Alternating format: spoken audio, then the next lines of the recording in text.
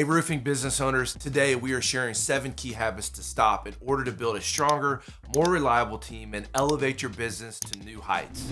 Number 1, micromanaging everything. The first thing you need to do is stop micromanaging. You hire people to do a job, but then you end up double checking every measurement, second guessing every decision, and hovering over them all day long. Why is this a problem? It kills trust, it slows down progress, and it burns you out. When you micromanage, you're sending the message, I don't trust you to do it right. Eventually, your team stops thinking for themselves and starts waiting for your approval on everything. Here's what you should do instead. Train your crew well, set clear expectations, delegate with accountability. Micromanagement isn't leadership, it's a bottleneck.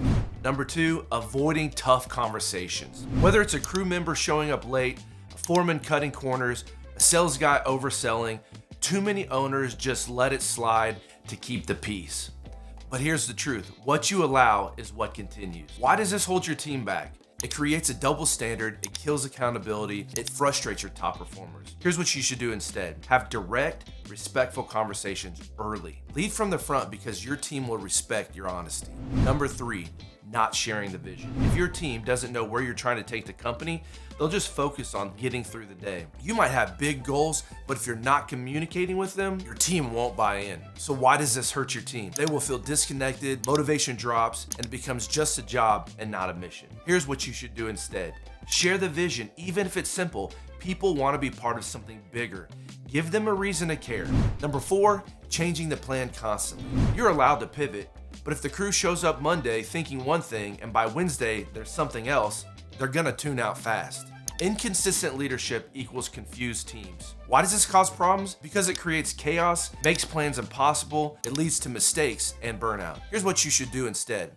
Have a plan, communicate it clearly, stick to it unless there's a reason to change. And if you do need to pivot, explain why so they understand the bigger picture. Consistency builds trust, chaos builds resentment. Number 5, not investing in training. Here's a killer of potential.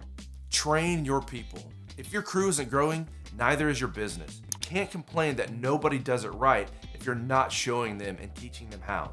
Why does it hold them back? It slows down performance, increases errors and callbacks, and lowers confidence. Do this instead. Build a simple onboarding process. Offer ongoing skills training. Have your top guys teach the newer team member. Training isn't a cost, it's a multiplier. Every hour you invest in your team pays off in faster jobs and fewer headaches.